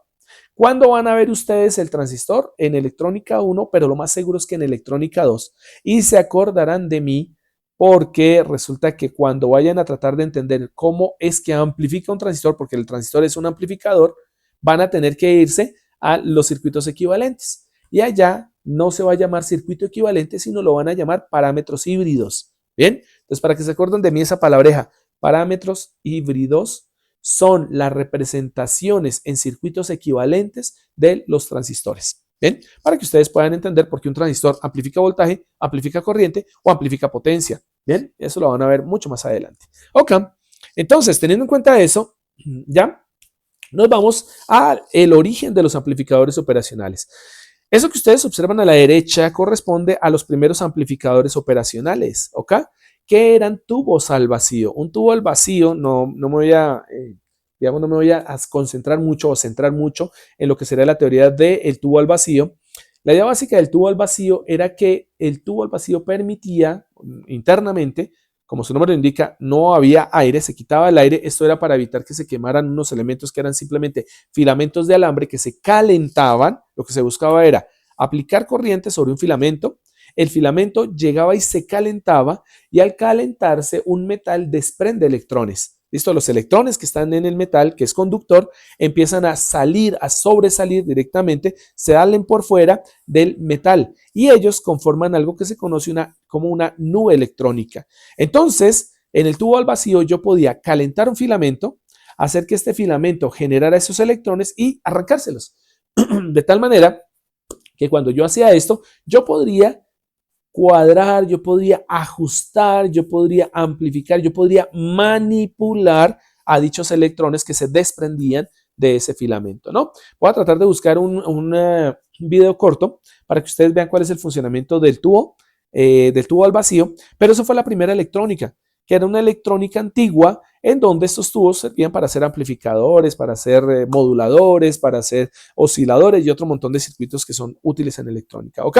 Pero estos eran los primeros, que eran grandotes, eran dispendiosos, eran delicados. Imagínense darle un golpecito con un destornillador o dejar caer, perdón, o dejar caer, por ejemplo, el tubo, ¿no? Ustedes dejan caer el tubo, se revienta el tubo, entra aire, ¡pam!, se daña completamente, ya no sirve para absolutamente nada. Y en esa época el tubo al vacío era bastante costoso, ¿no? Entonces, habían los que tenían 2 terminales que se llamaban como doble electrodo, o sea, diodo. Habían los que tenían 3 terminales que lo llamaban como triodos, ¿cierto? Estaban los de 4 terminales que lo llamaban tétrodos, estaban los de 5 terminales que lo llamaban pentodos, etcétera. Bien, y obviamente entre más electrodos tuviese, pues más caro era y más complejo era el circuito como tal. Entonces, bien, voy a leer y interpretamos. El amplificador operacional tuvo sus orígenes alrededor de 1940. Si ustedes se dan cuenta, esa fecha es importante porque más o menos por esa época hubo una guerra mundial, ¿no? Entonces, ¿qué es lo que ocurre? El desarrollo del tubo al vacío permitió crear los circuitos que específicamente estaban centrados en algo. ¿Y eran qué? En detectar al enemigo. Si estamos hablando de guerra, pues obviamente las ventajas que pudiese obtener un ejército eran, pues obviamente, o permitían como tal crear estrategias y poder posiblemente ganar. Pues resulta que en esa época, más o menos para 1940 y alrededores, las guerras, ¿cierto?, permitieron el impulso de la electrónica. ¿Y por qué? Pues porque obviamente ahora era más fácil tratar de ubicar al enemigo y tratar de llevar como tal todo lo que eran las órdenes para los ataques, para las defensas, para llevar estrategia de una manera inalámbrica, ¿no? Recordemos, mucho antes, ¿cómo se hacía? Que queríamos tener algún tipo de táctica. Tocaba mandar a un pobre hombre ahí, ¿cierto? Que agarrara y se fuera a pata corriendo, o cogiese un caballo y pegase el carrerón por allá a través de la batalla o a través de las líneas enemigas para que pudiese llevar las órdenes de, por ejemplo, un batallón hacia otro, ¿cierto? O de una tropa hacia otra. Entonces, esto le dio una gran ventaja a los ejércitos. ¿Por qué? Porque estos circuitos electrónicos ya permitían que ustedes pudiesen transportar la voz a través del espacio. O sea, podemos hacer las radiocomunicaciones, ¿ok? Por ende, la guerra, y esto que sí les queda ahí en la cabeza, muchas veces las guerras son las promotoras del avance tecnológico de la humanidad, ¿ok? O sea, generalmente, al tratar de aplicar esa ventaja en una guerra, lo que estamos haciendo por defecto es crear directamente tecnología, ¿no? Las telecomunicaciones en un principio eran precisamente para poder manipular órdenes, mandar órdenes y recibir órdenes. Bien, miren otro caso, la detección, por ejemplo, de los equipos enemigos, ya sea por debajo del agua o por tierra. ¿De qué estamos hablando? Estamos hablando del radar y estamos hablando del sonar. En un principio, los dos eran específicamente para tratar de encontrar elementos enemigos, baterías enemigas, ¿no? Entonces, si yo tenía un sonar, yo tenía un radar, podía determinar dónde estaban ubicados mis enemigos y de alguna forma atacarlos para poderlos minimizar, ¿no? Y ahí es donde dice uno, y bueno, ¿y entonces cuál fue la ventaja de ese desarrollo tecnológico? Pues que gracias al radar ahora tenemos precisamente el hecho de que podemos volar entre continentes y podemos ubicarnos de alguna forma, ¿cierto? Cuando estamos directamente entre el avión, bueno, la comunicación que se realiza entre el avión y la torre de control para que el avión despegue o el avión aterrice. Ahí está el radar, ¿listo? Y el sonar ahora se utiliza, pues bueno, se sigue utilizando también para la guerra, pero el sonar nos permite determinar, ¿cierto?, posiciones de elementos que se hayan sumergidos, algún tipo de embarcación para un rescate, etcétera, etcétera, ¿no? Y bueno, más adelante la electrónica ya nos dio los GPS y nos dio un montón de avances tecnológicos que no es importante. Entonces la guerra trata de generar este avance tecnológico, ¿no? Se empezaban a construir los primeros circuitos básicos, complejos, por cierto, en donde estaba el tubo al vacío, ¿ok? ¿Y qué era lo importante? Que no solamente se permitía las radiocomunicaciones, sino que también se podían hacer operaciones matemáticas humanas, operaciones que solamente los seres humanos hacemos, como son sumar, restar, multiplicar, dividir, sacar derivadas, integrales, sacar logaritmos, etcétera. Entonces, ¿de qué estamos hablando? Mire, el tubo al vacío permitió crear circuitos que hacían operaciones matemáticas y las que hacen las operaciones matemáticas nosotros las llamamos ahora calculadoras. Entonces, tenemos los principios de las calculadoras que después, utilizando también la lógica, metiéndole lógica, convirtieron a las calculadoras en computadoras, elementos que son capaces de ejercer cómputos matemáticos, lógicos, ¿cierto? Algebraicos que hacen normalmente los seres humanos. O sea, creamos una herramienta. Bien, por lo tanto, de ahí deriva el hecho de que si se podían hacer este tipo de calculadoras, se podían construir las primeras computadoras que se denominaron analógicas. ¿Por qué eran analógicas? Porque utilizaban tubos al vacío y utilizaban la suma, la resta, la multiplicación, la división, la diferenciación, integración, etcétera, pero de señales como voltajes y corrientes. ¿Bien? O sea, nosotros lo que realmente sumábamos era señales, lo que restábamos era señales. Bien, no se hacía como nada como en las digitales, en donde lo que se hace es restar códigos, sumar códigos, multiplicar códigos. ¿Listo? Entonces, ya teníamos un primer computador que podía resolver ecuaciones diferenciales, que a ustedes las aman, ecuaciones diferenciales, ¿no? ¿Qué es lo que tenemos? Que el primer amplificador operacional propiamente dicho, lo que hizo simplemente fue tomar diferentes circuitos simples, ¿bien? Como un simple sumador, un simple restador, un elemento de multiplicación y tratar de integrarlos en un simple módulo, que es lo que ustedes observan allá en amarillo, en la parte superior. Bien, eso que está ahí conforma un módulo con dos tubos al vacío, perdón, más otros resistores que aparecen allí, más otros componentes que se ven por dentro, que se ve ahí donde aparece Doug Howard. ¿Bien? Entonces, ya se trató de integrar todos estos circuitos en un solo módulo para que pudiese ser fácilmente intercambiable el módulo. Bien, y el primero que estuvo disponible fue el K2-W, que lo fabricó Philbrick Researchers Incorporated. ¿Ok?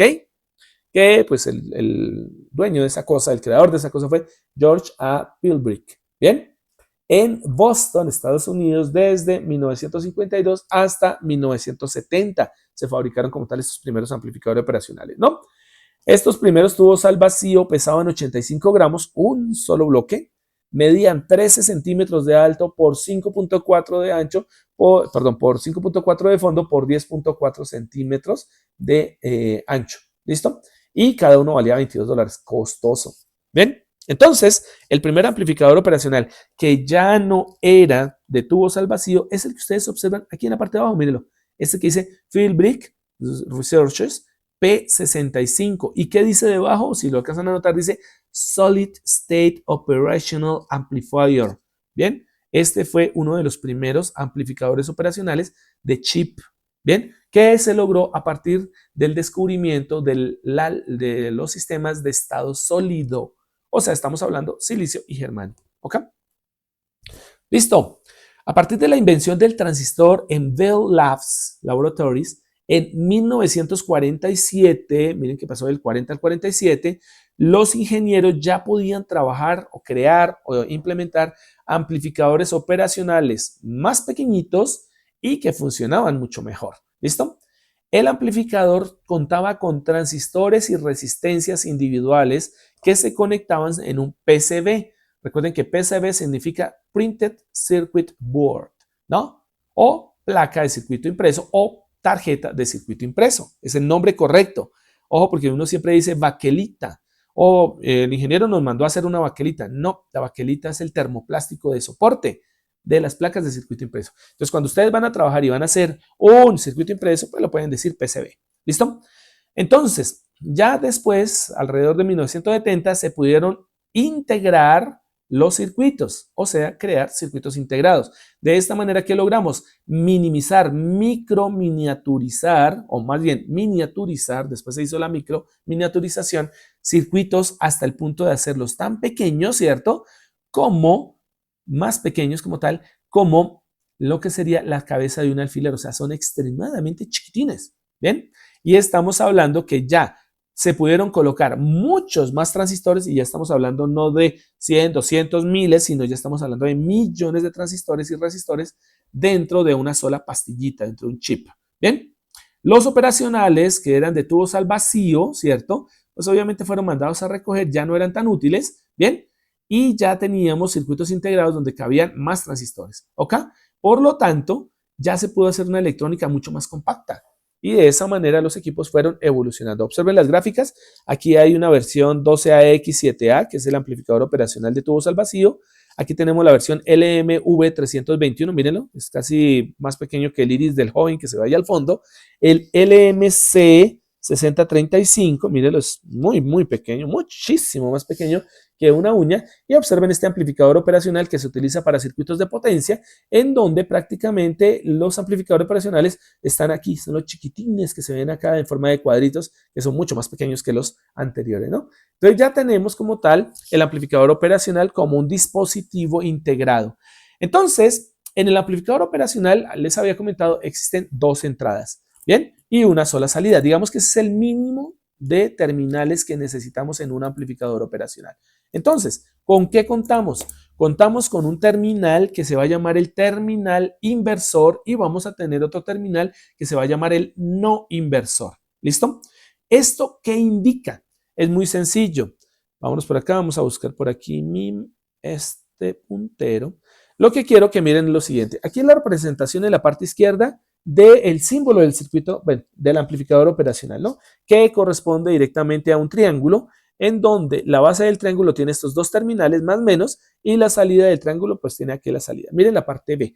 Esos son los tres terminales principales del amplificador operacional. Obvio, tiene más porque falta el de polarización, como lo indica la gráfica A, y pueden llegar a tener algunos elementos importantes como los famosos offset null, es decir, elementos que anulan el desplazamiento cuando se hace amplificación. Entonces, después les explico qué es eso. Entonces, ¿qué pasa? Miremos el B. Si ustedes se dan cuenta, tenemos uno más y uno menos. ¿Qué indica inversión y no inversión? Es sencillo. Si ustedes toman una señal cualquiera de voltaje o de corriente y la llegan a inyectar, la llegan a meter aquí, la llegan a poner directamente aquí sobre el menos, sobre la entrada menos del amplificador operacional, lo que va a pasar es lo siguiente, que si la señal de la entrada, esta señal que ustedes tienen acá, ¿listo? Hubiese sido una señal, por ejemplo, senoidal, a la salida van a obtener la misma señal senoidal, solo que invertida 180 grados. Voy a ver si de pronto esto me lo permite, no creo mucho. Voy a ver si puedo rayar acá. No me deja rayar, no. No me deja rayar, no me deja rayar. Hacia el resaltador si me lo permite. Entonces, lo que quiero que miren es acá lo siguiente. Si yo, por ejemplo, aquí por esta entrada, yo quisiese introducir una señal que tiene la siguiente forma, vamos a ponerla acá. Por ejemplo, la señal es esta. Supongan que es una señal alterna, una señal senoidal. ¿Cómo obtendría la señal a la salida? Pues resulta que a la salida yo obtendría lo siguiente. Obtendría la misma señal, solo que estaría invertida 180 grados. ¿Qué significa? Que el semiciclo positivo ahora ya no será positivo, sino se verá negativo y el semiciclo negativo será positivo. Entonces, a eso se refiere inversión. Cuando yo utilizo una señal de entrada, obviamente tiene que ser una señal o periódica o tiene que ser una señal no continua, tiene que ser una señal alterna. Si yo aplico una señal por el inversor, el menos, entonces voy a obtener a la salida la misma señal, solo que invertida. ¿Listo? Por eso se le denomina inversor. Mientras que si yo tomase directamente lo que sería la misma señal, pero esta señal que está acá, a ver, que se me hicieron los lápices. Si la señal que yo aplico es esta, ¿listo? Ahí me disculpan, quedó chueco. Entonces, ¿qué obtendría la salida? A la salida, sí, sigue estando chueco. Si yo aplico la señal que está acá, la aplico directamente a la entrada no inversora, pues lo que vamos a obtener a la salida es la misma señal. ¿Listo? Entonces depende dónde inyectemos la señal. Si la inyectamos por la inversora, se va a invertir 180 grados. Si la inyectamos por la no inversora, pues no se invierte. Así de sencillo. Por obvias razones, ahí estamos suponiendo que las señales salen iguales, ¿no? Pero pues saben que como es un amplificador, el amplificador operacional lo que va a hacer es que es sacar la señal, pero más grande, ¿no? Mucho más amplia. ¿Bien? Por ende, esos son los nombres y por eso es que se bautizaron de esa manera, porque cuando se conectan, cuando se instalan esas señales, lo que va a ocurrir es uno u otro caso, ¿no? Entonces, bien, la entrada inversora, que es el menos, y la entrada no inversora, que es el más, son las entradas del amplificador operacional. El terminal de salida o pin de salida, bueno, pin es un término inglés, debería ser terminal. El terminal de salida y las dos entradas conforman el circuito básico del amplificador operacional para efectos de lo que sería el análisis de circuitos. Pero todo amplificador operacional tiene otros terminales que son los que permiten que él trabaje como son. El terminal de alimentación positivo B+, el terminal de alimentación negativo B-, ¿cierto? Y tendríamos acá lo que serían otros terminales adicionales, ¿bien? Que son los offsets, ¿bien? Entonces, bien, ¿qué es lo que vamos a ver normalmente en un datasheet? En un datasheet vamos a observar lo que sería esto, que sería el encapsulado. Venga, que se me hizo el... Aquí se me perdió el puntero. Ya encontré el puntero. Listo. Entonces, observen que en este caso que está acá, bien, acá donde estoy señalando y en esto, lo que ustedes están viendo es el encapsulado. El encapsulado se conoce como encapsulado deep o DIL, cualquiera de los dos. ¿Qué significa deep en este tipo de encapsulados? Entonces, cuando hablemos de encapsulados, si a ustedes les salen estos dos, los van a llamar deep o DIL, de esta forma, DIL o DIP. ¿Qué significa? Dual, raya, in, raya, package. Bueno, aquí se me salió y no puedo escribir más, no me dejo escribir más. A ver, entonces vamos a ponerlo por aquí, por aquí. Entonces significa dual, in, a ver, package, dual in package o dual in line. Es lo que significa. Empaque de doble línea. ¿Listo? El paquete o el encapsulado de doble línea. Pues que por obvias razones no se parecen a los SIL o a los zip, ¿no? Que significaría single in package o single in line, que indicaría que solo terminaría con uno. Entonces, ¿qué significa dual in package? Significa que ustedes tienen terminales por un extremo, como es lo que ustedes están observando acá, van a tener terminales por un lado del chip, pero también van a tener terminales por el otro lado, ¿no? Entonces, es lo que ustedes observan aquí. Aquí hay una línea de terminales y aquí está la otra línea de terminales. ¿Listo? ¿Cuál es la idea entonces del encapsulado? Bueno, un datasheet les va a entregar a ustedes lo que sería el encapsulado y les va a decir a ustedes específicamente qué es lo que hay por dentro. Observen cómo en este circuito que tenemos aquí, la representación de ese circuito integrado acá, ¿listo? Observen que yo tengo que este circuito integrado tiene 14 patas, 14 patillas, 14 pines, ¿bien? Que van desde el 1 hasta el 14. Eso significa que tengo 7 por lado y lado, ¿ok? Observen cómo por dentro aparecen 1, 2, 3 y 4 amplificadores operacionales. Miren que solo muestran los básicos, los terminales básicos que son la entrada inversora, la entrada no inversora y la salida. Entonces tengo un sistema de 4 amplificadores operacionales, ¿listo? Y por obvias razones el resto de terminales pues va a terminar en donde va a terminar siendo. Entonces como tengo 4 operacionales y cada uno tiene 3 terminales, sería 4 por 3, 12 terminales en total. Bien, por lo tanto nos sobrarían 2. ¿Quiénes son? Este terminal que está aquí indicado como BEE y este que está indicado como BCC. ¿Listo? Que para que ustedes recuerden, o bueno, si no recuerdan, es posible que no lo hayan visto, BCC significa voltaje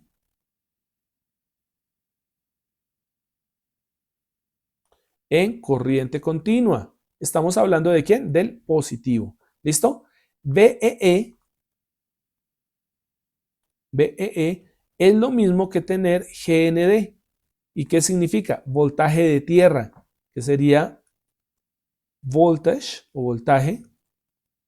Voy a poner en español acá, pero en inglés acá, earth. earth. Voltaje de tierra. ¿Listo? VEE. ¿Y eso qué significaría? Significa menos. Pero este más y menos, ¿de qué son? Son de la fuente de polarización. ¿Listo? Entonces tenemos la fuente externa. Entonces aquí lo vamos a ubicar en VEE, vamos a poner el negativo de la fuente de energía y en VCC vamos a poner el positivo de la fuente de energía. ¿Listo? De esa manera ya completamos 12 pines para lo que serían los amplificadores operacionales, los 4 internos, más los 2 de polarización externa, los 2 que necesitamos de fuente de energía. ¿Ok? Entonces ya tenemos un circuito integrado.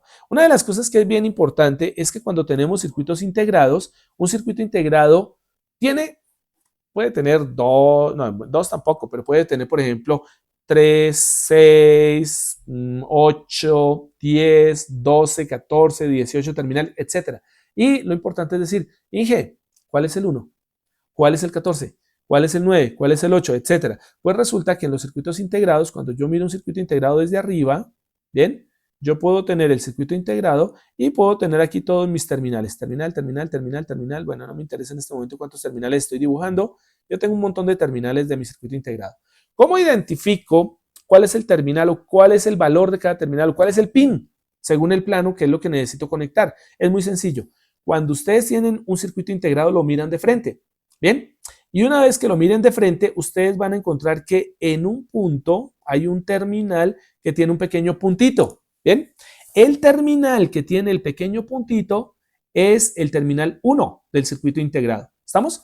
Y empezamos a contar el número de terminales a partir de ese punto. Generalmente, el punto en un DIP o en un DIL se ubica en la parte izquierda inferior. Bien, ahí empieza el terminal número 1. ¿Qué significa? Que si empezamos a contar de la siguiente forma. Y dice, aquí iría el terminal 2, aquí iría el terminal 3, nos vamos por toda la línea, 4, 5, 6, ¿cierto? Y una vez que terminemos por toda la línea, nos devolvemos por la otra línea. Entonces, ¿quién sigue aquí? 7, 8, 9, 10, 11, 12 para este ejercicio.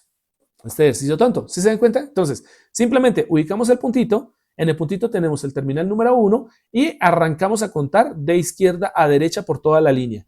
Una vez que terminamos la línea, nos devolvemos por la otra línea y seguimos el conteo hasta terminar de nuevo, ¿cierto? Al lado izquierdo. Y así se le diría como tal los terminales. Bien, esto es bien importante porque algunos circuitos integrados vienen con el puntico marcado y hay otros que no vienen de la siguiente forma. Podría venir el circuito integrado, viene el circuito integrado, viene todos sus terminales acá, ¿bien? Y a veces uno dice, Inge, no encuentro el puntito. Y resulta que cuando uno no encuentra el bendito puntito es porque se puede utilizar la siguiente nomenclatura. En uno de los extremos de nuestro circuito integrado puede aparecer una pequeña muesca, un huequito, una especie como de ranurita que está ubicada acá, en una de las esquinas, bueno, en uno de los bordes del circuito integrado. ¿Qué es lo que significa? Significa que esa muesca tiene que ir a la izquierda de ustedes. Y aquí va a aparecer la referencia, por ejemplo, LM744, por ejemplo. ¿Listo? ¿Y esto qué indica? Indica que viendo el circuito integrado de frente y teniendo la muesca al lado izquierdo, el terminal 1 sigue siendo este que está aquí.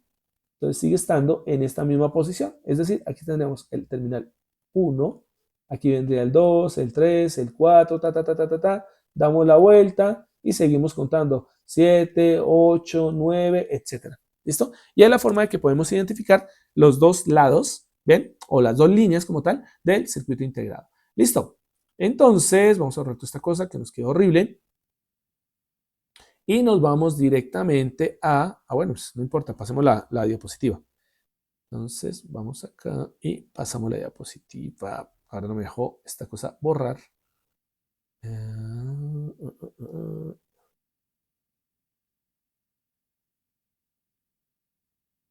Listo. Entonces, a ver que me salí y volvemos acá. Bien. A ver, Dios santo, ¿qué pasó acá? Listo. Observen esta gráfica y esta gráfica corresponde directamente a algo y es el gráfico de transferencia. ¿Qué es el gráfico de transferencia? El gráfico de transferencia nos indica cómo funciona un amplificador operacional. Juliana, ¿siguen en clase? Sí, señor. Ok. Bueno, al menos tú estás al frente ahí de la pantalla. Imagino que el resto también. Entonces, bien, observen que en este gráfico yo tengo, de por sí voy a sacarle un minutito porque necesito que ustedes lo observen bien. Vamos a tomarlo acá, control C, y nos lo vamos a llevar aquí al tableriño para hacer un poquito de mamarrachos. Entonces, ¿qué tenemos acá? Tenemos nuestro famoso amplificador operacional, ¿listo? Aquí realmente lo más importante es recordar lo siguiente, ¿cómo se lee una gráfica? Porque esta gráfica pues no tiene sentido por el momento. Esta gráfica lo primero que tiene que hacer, como en toda gráfica cartesiana, es identificar quiénes están dentro de lo que serían los ejes coordenados. Entonces, en el punto horizontal, el eje horizontal corresponde, como lo dice aquí, a la entrada de voltaje. ¿Sí se dan cuenta? Entonces, este es el V de entrada, el voltaje de entrada al amplificador operacional. ¿Listo? Y en el eje vertical encontramos el voltaje de salida. Entonces, como hay una relación entre el voltaje de entrada y el voltaje de salida, pues corresponde directamente ¿a quién? A la gráfica de ganancia. Recordemos, la gráfica de ganancia es V sub 0 sobre V sub I. ¿Se acuerdan? Y esto corresponde a la gráfica de ganancia en voltaje. Entonces, estamos viendo dos gráficas que representan la ganancia de voltaje de un circuito integrado, en este caso de 3 amplificadores operacionales. ¿Cuáles son estos? El LM324, el LMC6492 y el MAX4240 para el lado izquierdo. ¿Sí se dan cuenta? Y para el lado derecho tenemos ya la comparativa de 4 operacionales que son el LM324, el MAX4240, el PA03 y el LMC 6492. Entonces, entre comillas, ¿de qué depende cada una de las gráficas? ¿O qué nos dicen las gráficas? Observen lo que nos dicen. ¿Cómo se leería esta gráfica? Se lee primero el elemento horizontal. Entonces, el elemento horizontal corresponde a esas escalas que van aquí. ¿Listo? Todas, desde menos 250 hasta 250. Miren que nos están dando cuáles son las unidades. Son microvoltios. Entonces, tenemos una gráfica que va desde menos 250 microvoltios hasta más 250 microvoltios en una entrada de voltaje hacia un amplificador, cualquiera de estos tres que están acá. Bien, por lo tanto, ¿qué es lo que nos está diciendo? Nos está diciendo lo siguiente.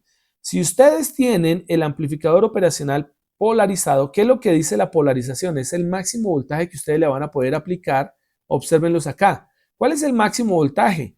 Es el máximo que pueda sacar el operacional. ¿Y cuál es para este caso? Miren, vamos a tomar este de acá y me voy a ir con una línea punteada, hasta por aquí atrás.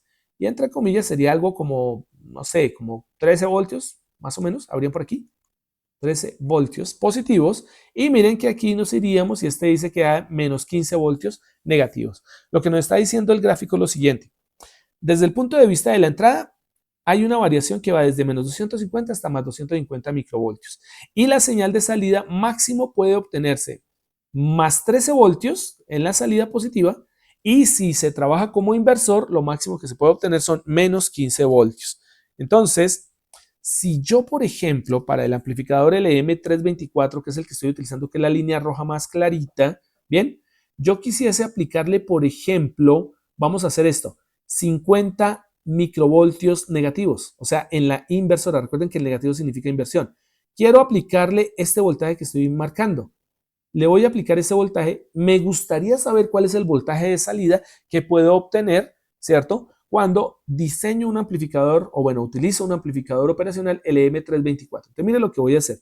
Voy a tomar desde el voltaje de entrada y me voy a ir por todo el eje chan, chan, chan, chan, chan, chan. ¿Hasta dónde? Hasta donde corte directamente nuestro voltaje del amplificador operacional LM324, que es esa línea que acaba de cortar. Y de ahí me voy hacia atrás. Entonces, mírelo, me voy hacia atrás hasta que corte con el eje vertical y me da este punto. Entonces, observen cómo, mientras el voltaje de entrada está en microvoltios, el voltaje de salida está en voltios. Bien, y lo que nos está diciendo esto es que para el LM324, si yo lo configuro como amplificador inversor, ¿ven? Y le aplico menos 50 microvoltios, él es capaz de amplificarme hasta 5 voltios negativos. Si se dan cuenta, miren, lo voy a poner a este lado. Entonces, para un voltaje de entrada, ¿listo? De aproximadamente 50 microvoltios, aquí me voy a saltar el negativo, Bueno, menos 50 microvoltios. Bien. ¿Cuál fue el voltaje de salida según la gráfica? ¿Para quién? Para el LM324. ¿Listo? Porque es la gráfica del LM324. Entonces, puse 50 negativos en la entrada, microvoltios, y obtuve a la salida 5 voltios. ¿Para qué me sirve esto? Pues para saber cuál es la ganancia. Entonces van a tomar directamente los dos voltajes y van a calcular lo siguiente. La ganancia en voltaje para el 324 va a ser igual al voltaje de salida sobre el voltaje de entrada. Por lo tanto, como el voltaje de salida es menos 5 voltios sobre el voltaje de entrada que fue menos 50 microvoltios, ¿cuánto nos dará esto? Pues fácil, vamos a ver que el ganancia, y a ver, la ganancia en voltaje termina siendo igual a menos con menos, bueno, menos dividido entre menos nos da más, o sea que la ganancia sigue siendo positiva, tiene sentido. ¿Ven? Esto nos daría 5 dividido entre 5 por 10 a la menos 4. ¿Será bien o estará mal? ¿Qué dicen ustedes? De paso los escucho. Pues mili, si fuera mili de pronto, pero esos son micro, ¿no? Sí, Debería ser a la 50 menos micro. 6, 7. Entonces, ¿cuál sería el exponente adecuado? Yo Si fuera apuesto por micro, sería 6. 10 a la menos 6, ¿sí o no?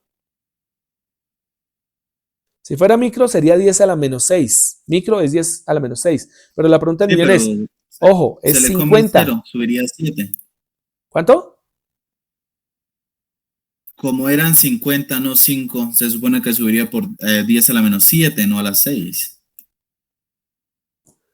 ¿Seguros? Ah, Ojo, porque es cierto, va al 50, es revés. 50 micro, ¿cierto? Si cambio ese micro por 10 a la menos 6, entonces el 0 del 50 anularía el 10 a la menos 6, le quitaría un término y nos quedaría 10 a la menos 5. ¿Estoy en lo correcto o no?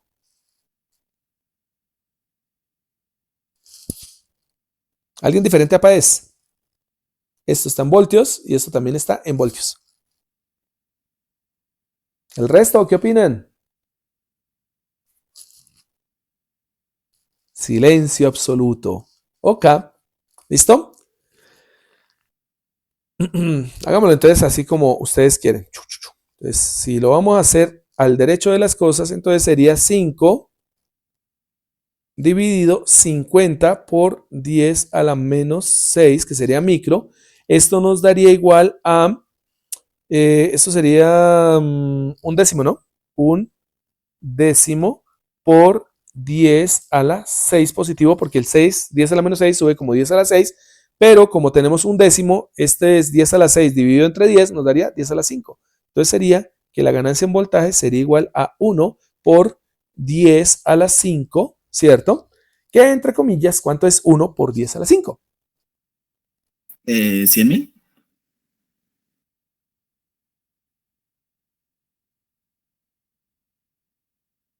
¿Qué unidad es?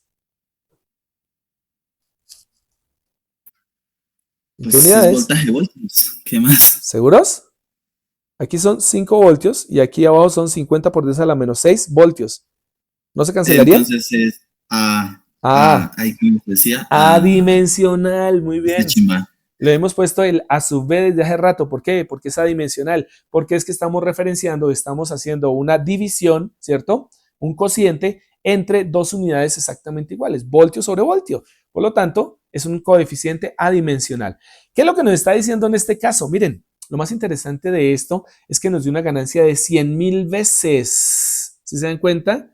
Pero es una ganancia adimensional. Lo que nos está queriendo decir, al menos este que acabamos de analizar, que es el LM324, es que la máxima ganancia que es capaz, porque ustedes lo pueden hacer en cualquier parte de esa recta, háganlo, cojan otro valor cualquiera, 100 microvoltios, y miren cuánto les da 100 microvoltios en la recta del LM324 y hacen la relación y siempre les va a dar 100,000. ¿Qué es lo que está indicando este 100,000 y qué es lo que nos está mostrando esta gráfica? Nos está mostrando cuál es la máxima amplificación que podría llegar a obtenerse en el amplificador operacional. El LM324 es el más grande de los tres para el caso de las gráficas que están a la izquierda. Por lo tanto, un LM324 puede amplificar muchísimo más que un LMC6492 o que un MAX4240. ¿Ven?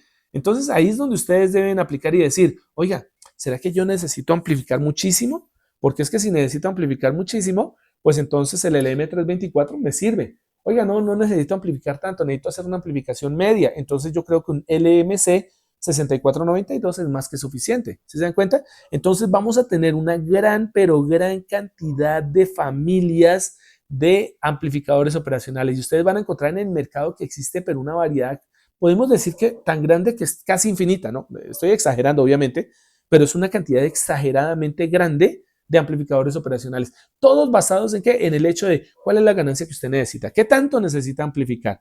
¿Necesita mucho? Entonces utiliza un amplificador de alta ganancia como el LM324. Oye, no necesito tanto, entonces utilice una ganancia, por ejemplo, como el que nos ofrece el MAX 4240. ¿Listo? Pero aquí hay un pequeño problema y es lo siguiente. Nos está diciendo, un amplificador LM324 es capaz de amplificar 100,000 veces. Y ahí es donde uno dice, no, pues como amplifica 100,000 veces, yo voy a hacer lo siguiente. Me voy a inventar un amplificador, necesito poner aquí un LM324, ¿bien?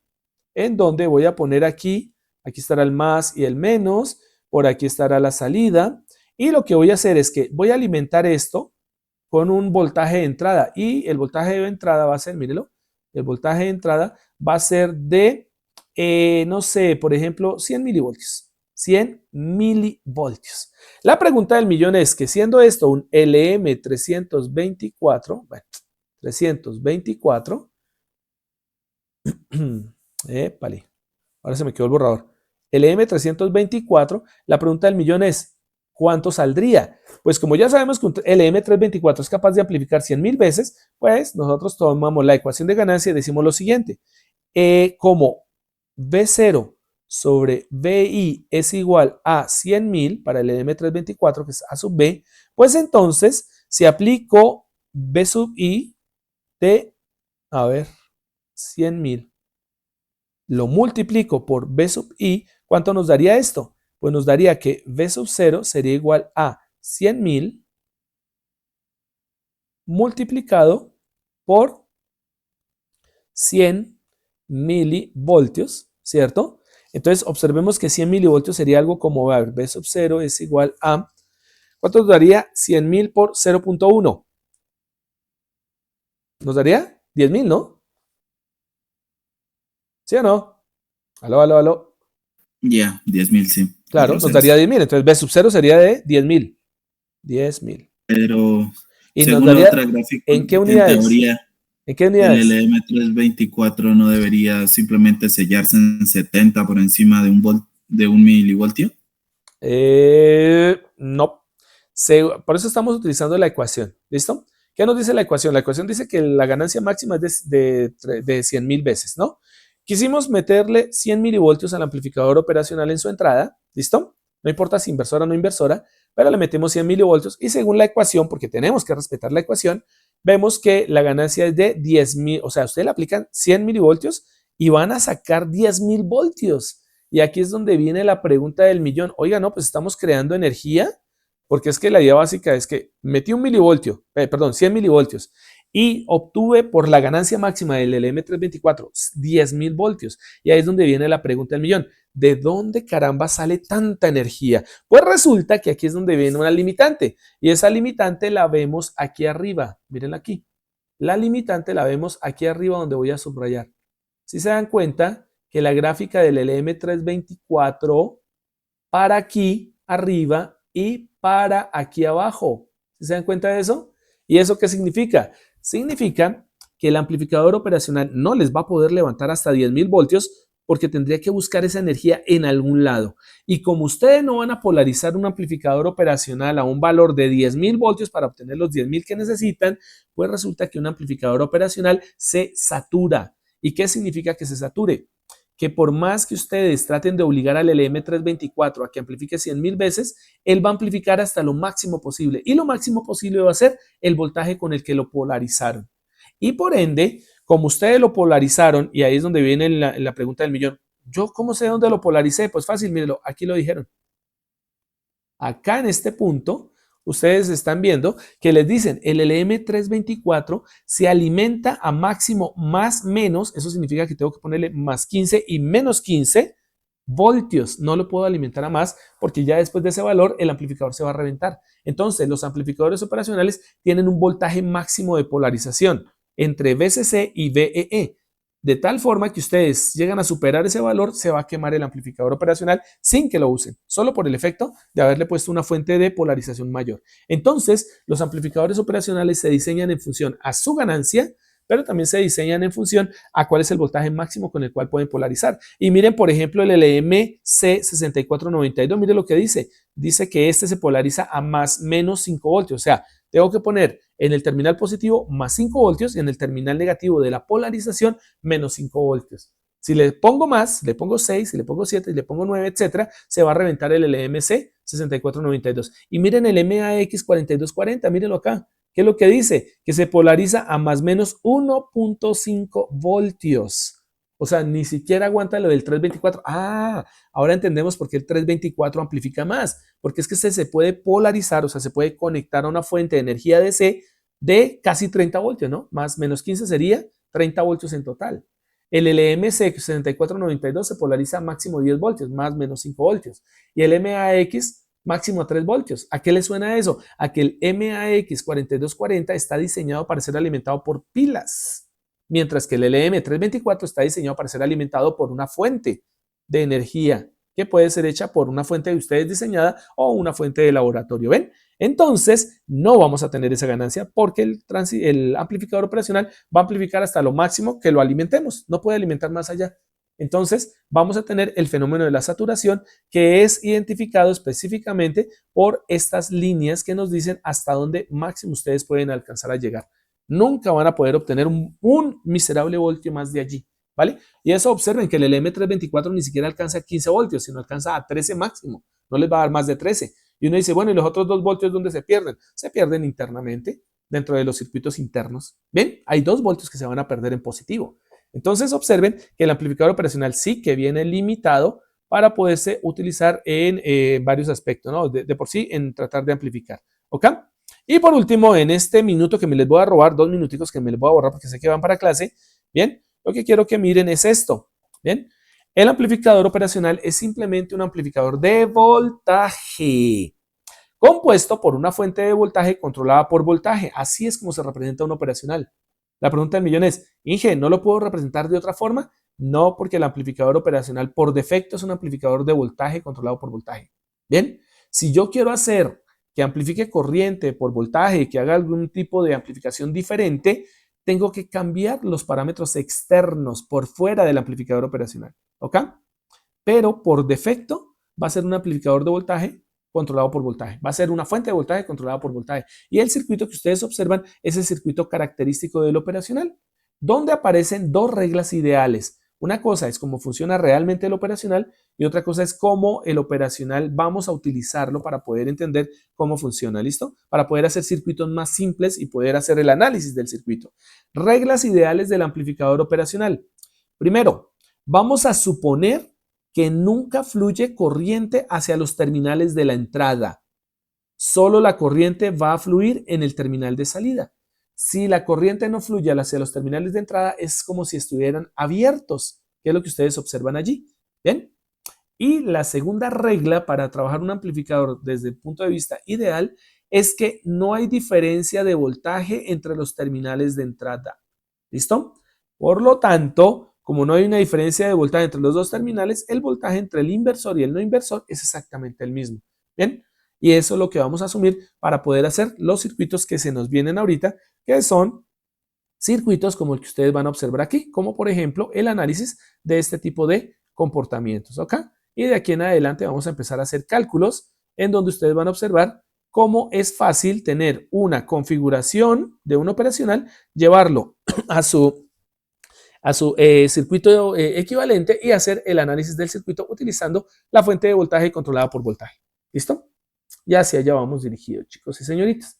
Bueno, creo que el tiempo no nos dio más porque no sé si tengan clase, me imagino que es posible que tengan clase, laboratorio, alguna cosa. Y llegamos con el video hasta este punto.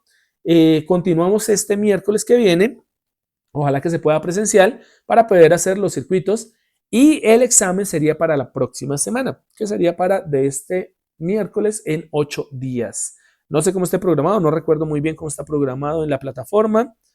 Voy a quitar un minutito, bueno, no les voy a dejar ahí el efecto espejo, pero pues la idea básica es que, circuitos eléctricos, según esto, ustedes tienen el último examen el 19. No, pues el 19 de la otra semana, el miércoles, sí, estamos bien. Entonces, este miércoles nos vemos, por favor, para poder trabajar lo que serían circuitos integrados. Recuerden que el 12, que sería este miércoles, les voy a entregar el taller para que lo desarrollen y me lo entreguen la próxima semana. ¿Estamos? Y este miércoles, al final de la clase, pues vamos a mirar, porque no recuerdo muy bien si ya hicimos autoevaluación, pero si no la hemos hecho, pues vamos a hacer la autoevaluación. ¿Listo? Y no es más, por el momento.